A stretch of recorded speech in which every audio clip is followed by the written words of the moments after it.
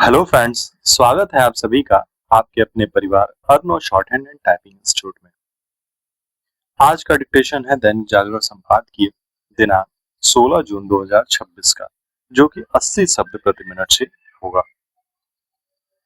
उससे पहले आप सभी को बताना चाहेंगे, जिन बच्चों ने अभी तक हमारे चैनल को सब्सक्राइब नहीं किया, वो चैनल को सब्सक्राइब कर ले और टेलीग्राम का नीचे डिस्क्रिप्शन में लिंक दिया हुआ है, उसको भी लिंक पे क्लिक करके ज्वाइन कर लें, ताकि आपको पर डे डिक्टेशन मिलता रहे और इसकी पीडीएफ भी आपको टेलीग्राम चैनल के ग्रुप में आपको उपलब्ध हो सके।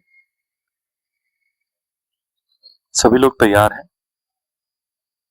स्टार्ट। 80 शब्द प्रति मिनट।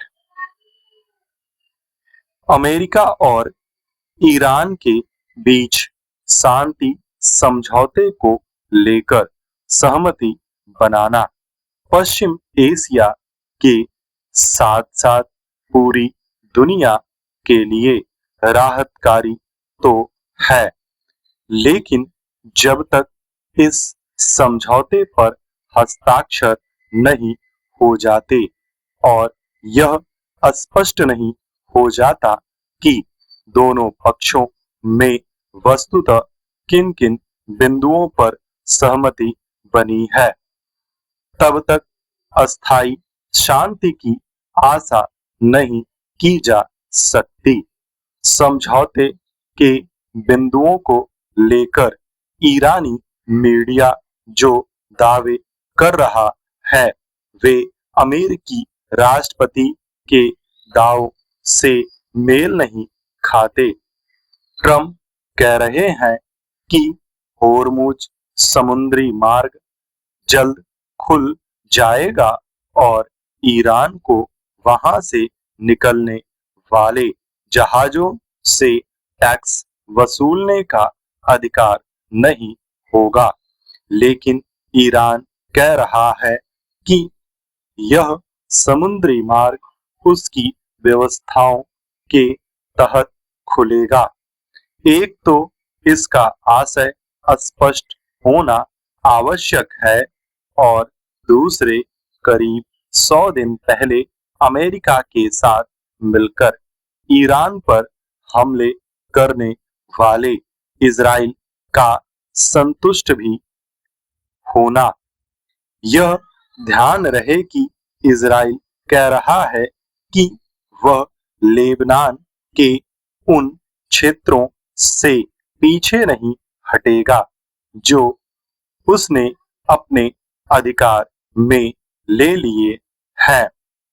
उसने यह भी चेतावनी दी है कि यदि लेबनान की धरती से उस पर हमला हुआ तो ईरानी समर्थित हिजबुल्ला को वह हर हाल में निशाना बनाएगा। ईरान की ओर से भी यह रेखांकित किया जा रहा है कि अंतिम वार्ता तब तक शुरू नहीं होगी जब तक उसकी फ्रिज संपत्तियों का कम से कम आधा हिस्सा जारी नहीं कर दिया जाता और उसके तेल पर लगे प्रतिबंध निलंबित नहीं कर दिए जाते। ऐसे में आगामी शुक्रवार तक प्रतीक्षा करनी होगी, जब जिनेवा में इस समझौते पर हस्ताक्षर होंगे। इस समझौते पर हस्ताक्षर के बाद अगले 60 दिन तक ईरान के साथ उसके परमाणु कार्यक्रमों और अन्य विषयों पर वार्ता होगी।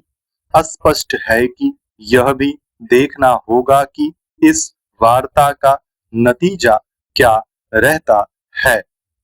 यदि ईरान इजराइल के लिए खतरा बने, हिजबुल्ला, हमास और हाउती जैसे संगठनों को उसके खिलाफ उकसाता रहता है, तो पश्चिम एशिया कभी भी सुलग सकता है। ईरान के साथ समझौते को लेकर ट्रम्प यह प्रकट कर रहे हैं कि उनके मन मुताबिक समझौता हुआ, लेकिन सच तो यह है कि फिलहाल ईरान का पड़ला भारी दिख रहा है और इसके लिए वही अधिक जिम्मेदार हैं। जो भी हो, होर्मुज समुद्री मार्ग के पहले की तरह खुलने एवं वहां से नौवहन में कोई बाधा न खड़ी होने से ही दुनिया की चिंताएं खत्म होंगी और तमाम देशों की अर्थव्यवस्थाओं के समक्ष जो गंभीर संकट पैदा हुआ वह दूर होगा। इसमें भी समय लगेगा क्योंकि होर्मुज से बारूदी सुरंगों को हटाने का काम करना होगा।